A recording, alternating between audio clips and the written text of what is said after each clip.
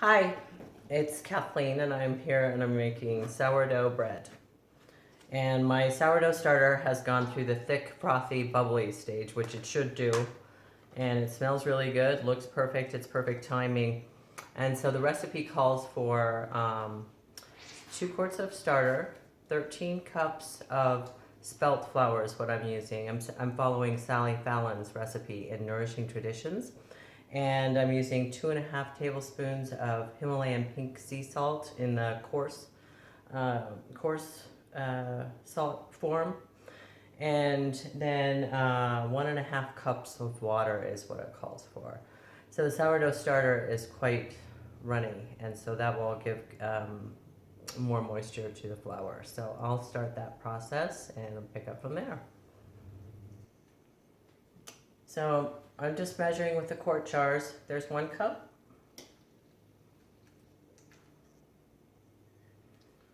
And then another quart.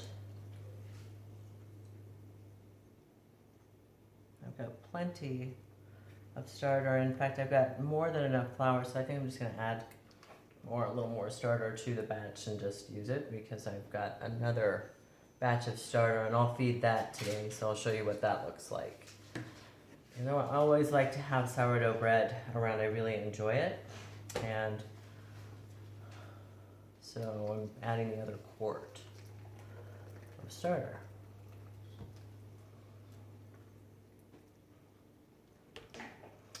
Then I'll just to that 2 cups of starter that I just poured into the bowl, I'm adding the 2.5 tablespoons of sea salt. And then I'm going to reserve part of the water. So I'll only put in probably a cup of the water to the sourdough starter. And if my dough begins to get dry or too thick, I can always add a little more water to moisten it up, get more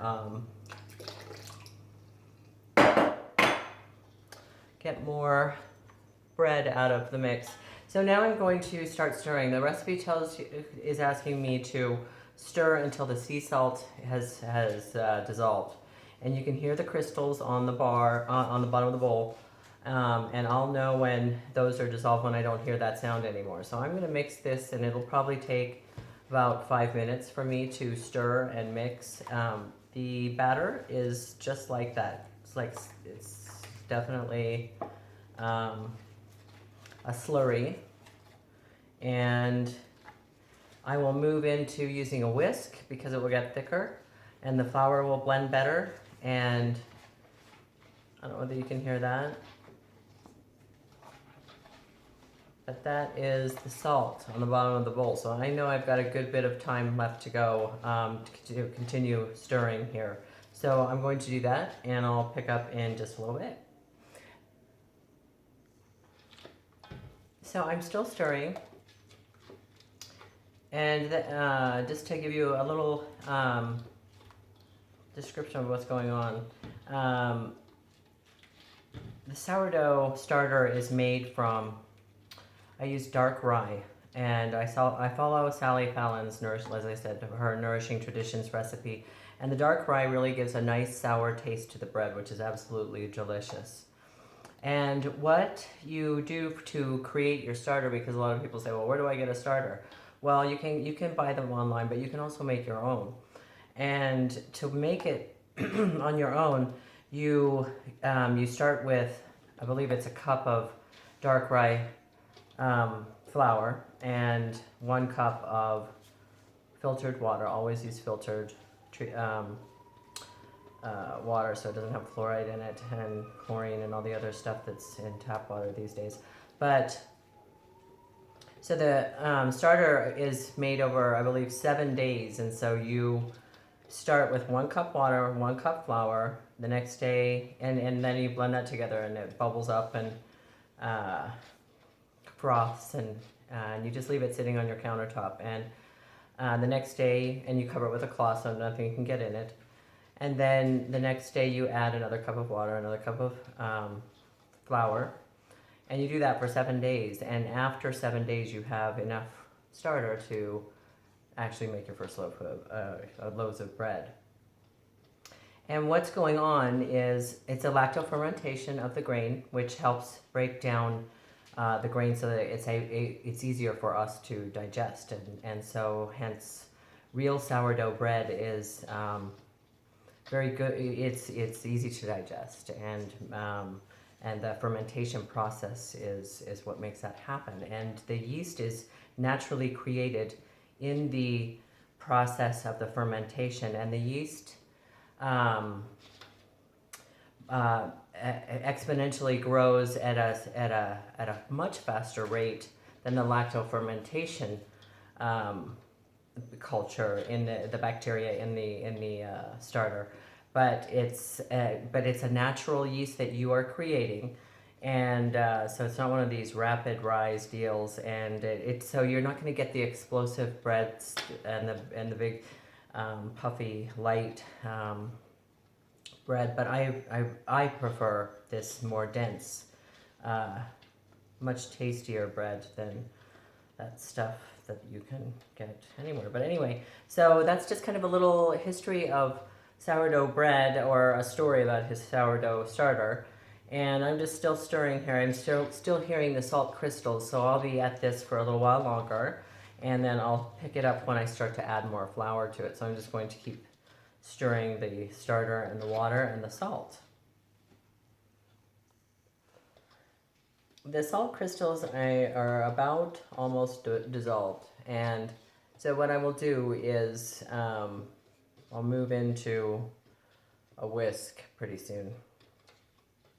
It's going to go a little bit longer here, and when I add the flour, which I already have measured in this bowl here, I'll add it about a cup at a time so that it goes in at a rate that makes for a really nice even texture. Another thing that I absolutely love is this absolutely beautiful cutting board, bread board that it's important to have a very good surface to roll your bread out on, and this will be a hand process. And what I did is that when I got my bread board, this is specific for bread. I don't cut vegetables on it. I don't cut anything on this bread. It's just a beautiful, I'm going to show you what my breadboard looks like. So it's just this stunning, beautiful piece of wood. And when I bought this board, they asked me if I wanted to get some kind of a conditioner for the board, and I didn't know really how to take care of a cutting board. And mineral oil is something that they put in the cutting board oils, and I did not want a petroleum-based product on my cutting board. So I seasoned my board with coconut oil. And coconut oil has antiviral and antimicrobial properties, and it's been awesome. My board is beautiful. And so about once a month, or every couple of months, if your board starts to look dried out, then you can just rub some coconut oil, and then I put it on top of 4 jars so that it has an air surface all the way around and under and over. And I just kind of keep my board out like that. And but this is a fantastic board, so I recommend if you are going to make bread and you don't have a really great board, or they also have pastry boards, which is actually a ceramic, not ceramic, but like a stone board, and that's really not necessary for what we're doing here. I don't make pastry, so that's not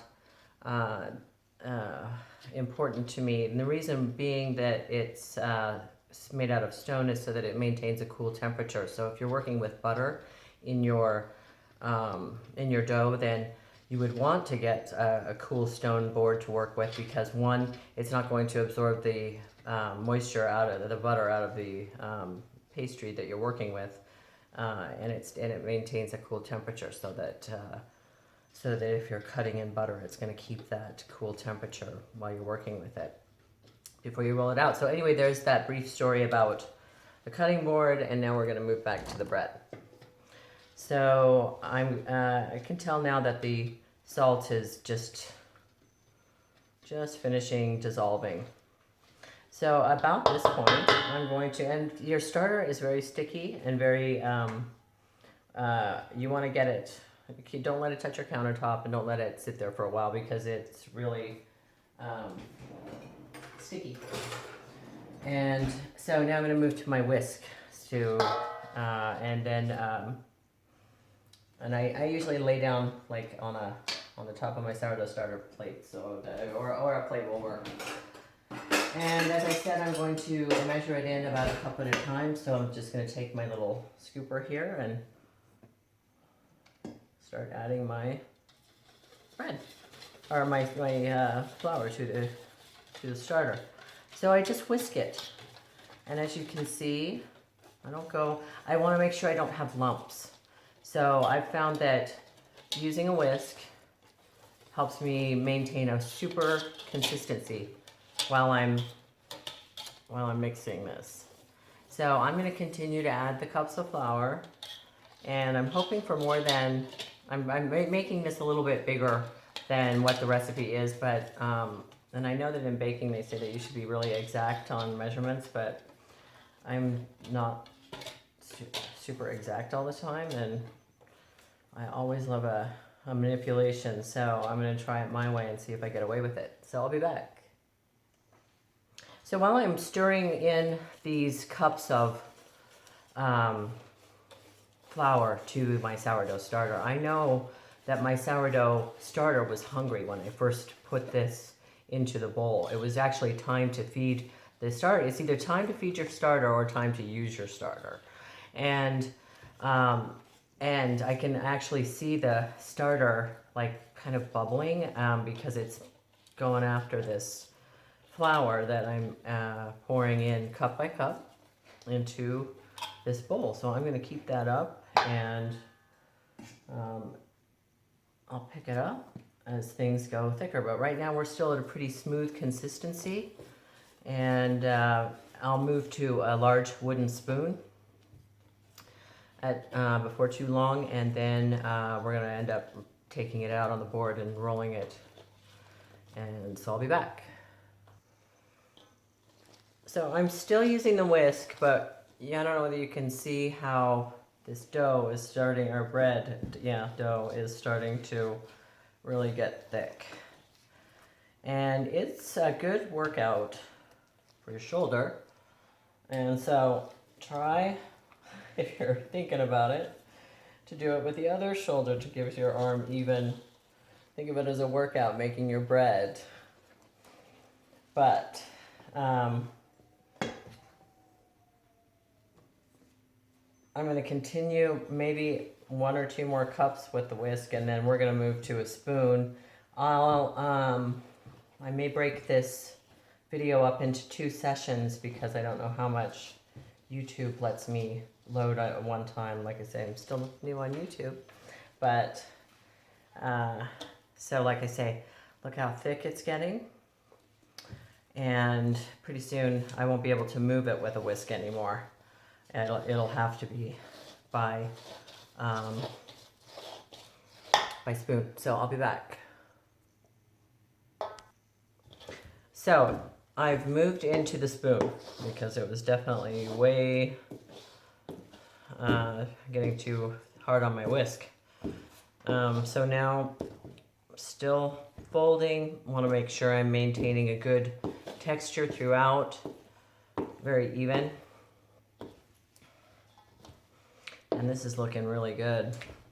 And so I'm just going to continue adding the flour. And we're almost there. So I'll pick it up when we start to roll it out on the cutting board. We're getting to the stage that I like to move it out onto the board because it's runny enough that I don't really want to put my fingers through it, because when the dough sticks to your hands, it becomes very hard to knead. And so, but you can see that we're on the verge of getting this out on the board. And then what I do is I move my the remainder of the flour, like a big cup of it, and I put it out on the board. And just put a super thick layer on the board. So that when I'm ready to put this flour out on it, or the dough, it's going to be accepted by a nice thick base of sourdough, or of flour, spelt flour. And so here it comes.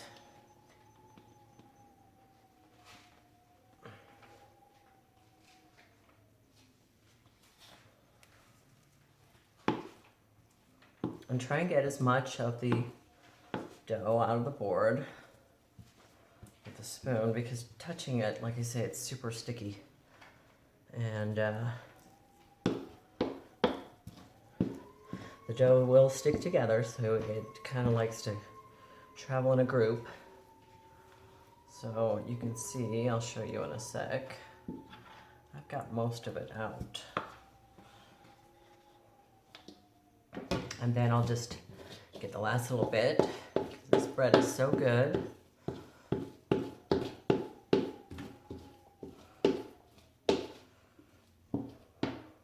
I want to make as much as I can. Okay.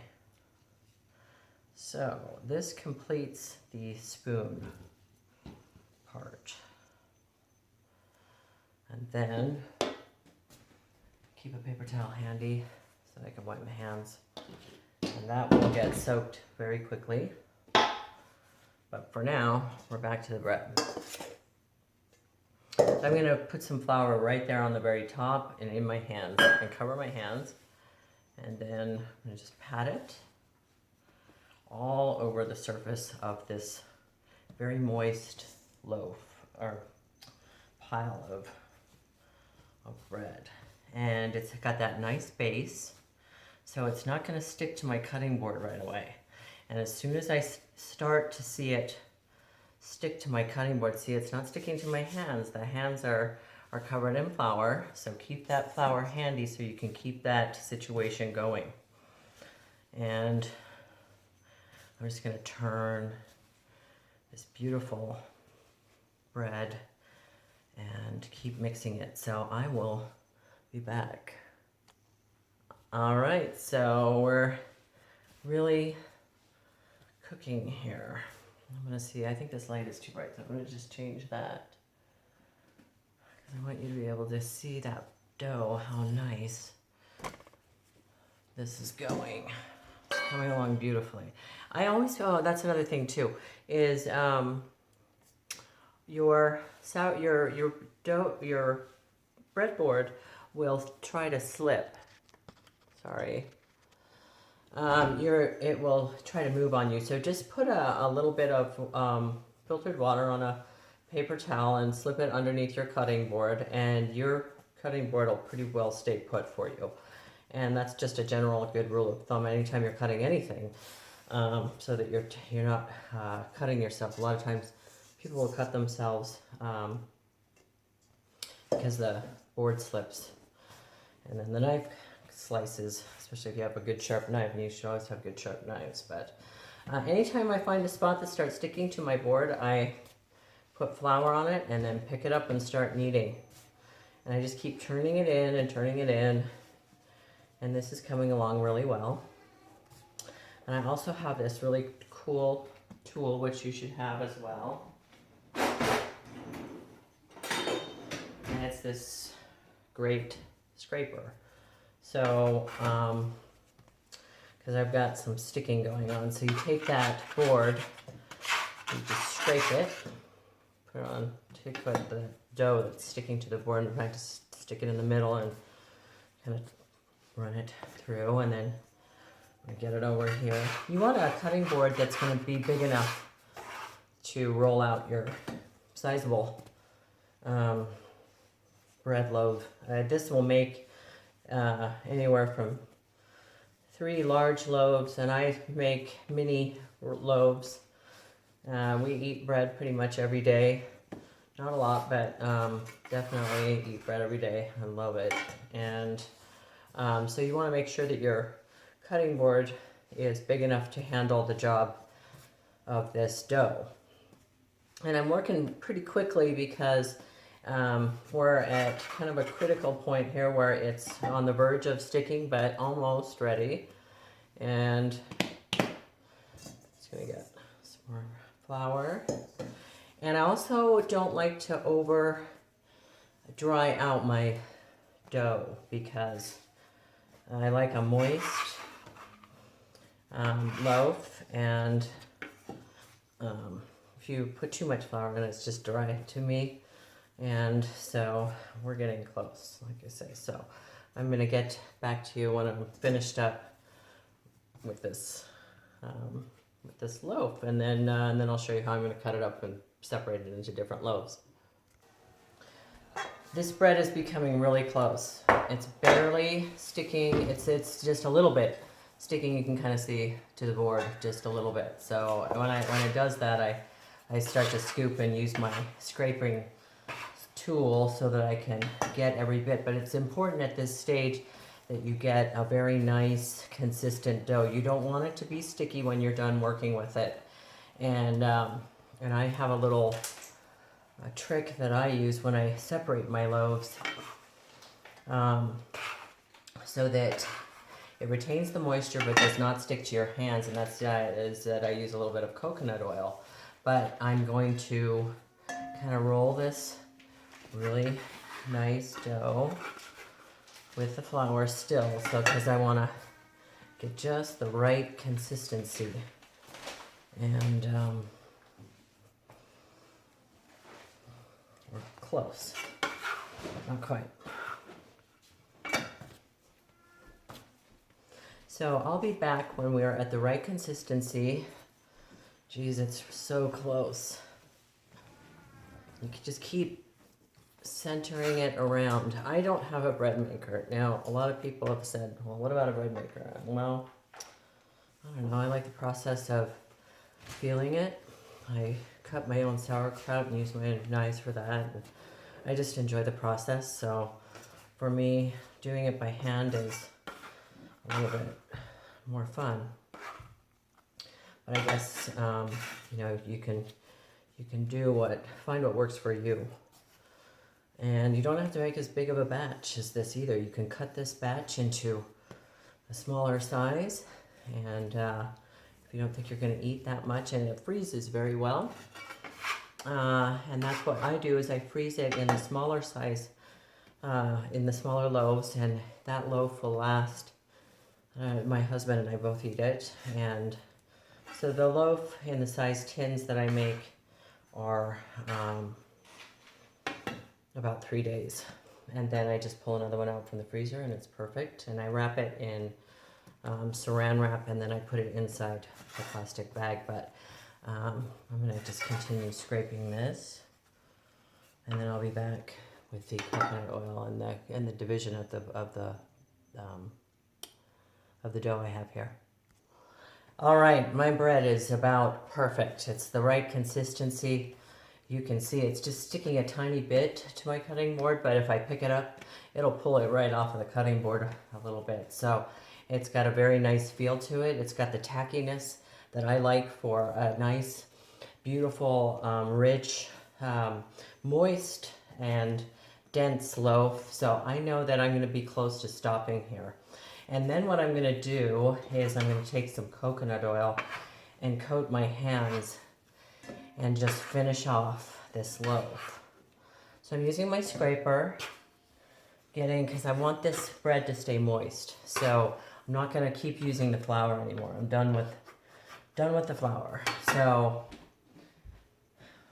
I've got my handy coconut oil right here, and I'm just going to kind of gently coat my hands and tack up and finish up my beautiful sourdough.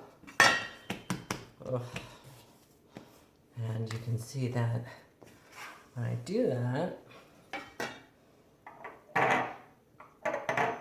my loaf is not sticking.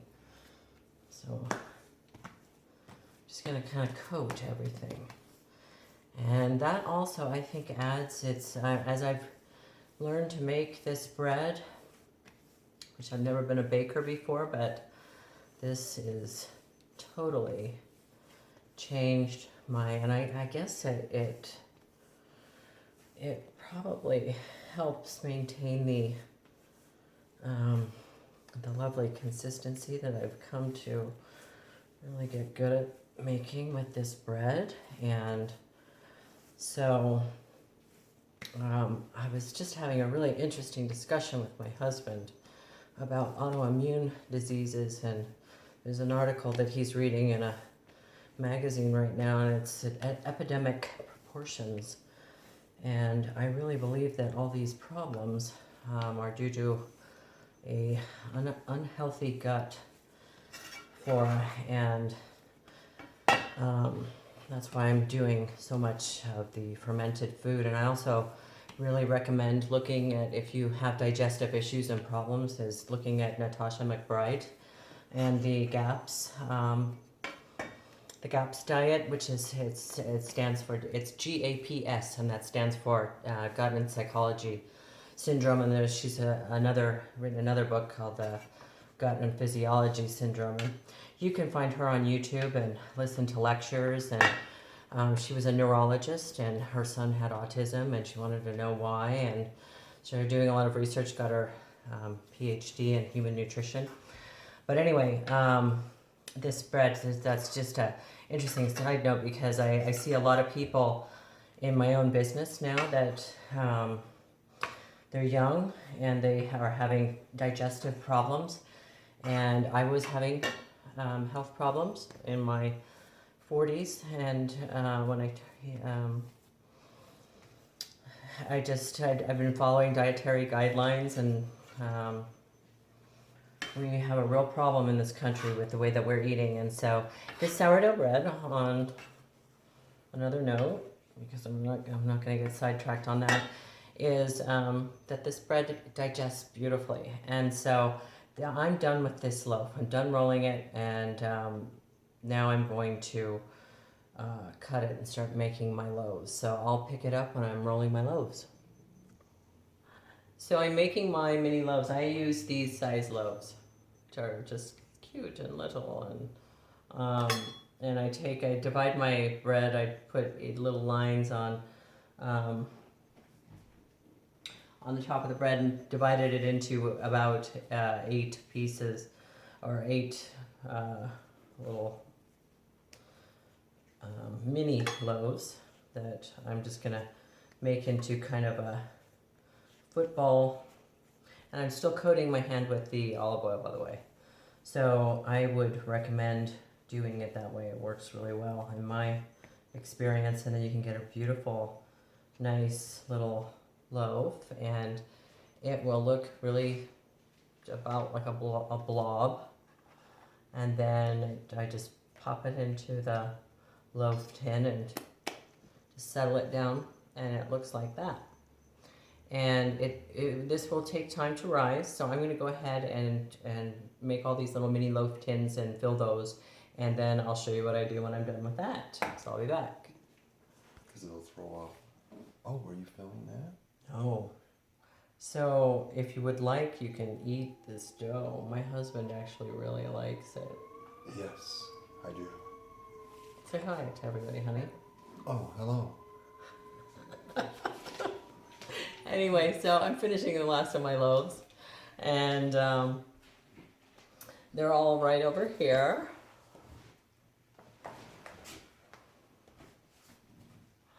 And, you know, he brought up a great question, is do you ever eat the dough? And I'm really not a raw dough kind of person, but you could taste how salty it is if you wanted to taste that. But I guess I wouldn't recommend eating a lot of raw dough, but not for any other reason that it just is a big lump in your stomach. But I'm going to save this little guy and make a separate one when I bake this. But in the meantime, this will rise, and it'll take anywhere from 4 to 8 hours, but I'm going to put it in a pretty warm spot. And so I'm hoping to bake this in 4 hours, and I'll show you what that looks like on a separate video once I've taken cooked all this great bread. But anyway, thank you for watching, and have a great day.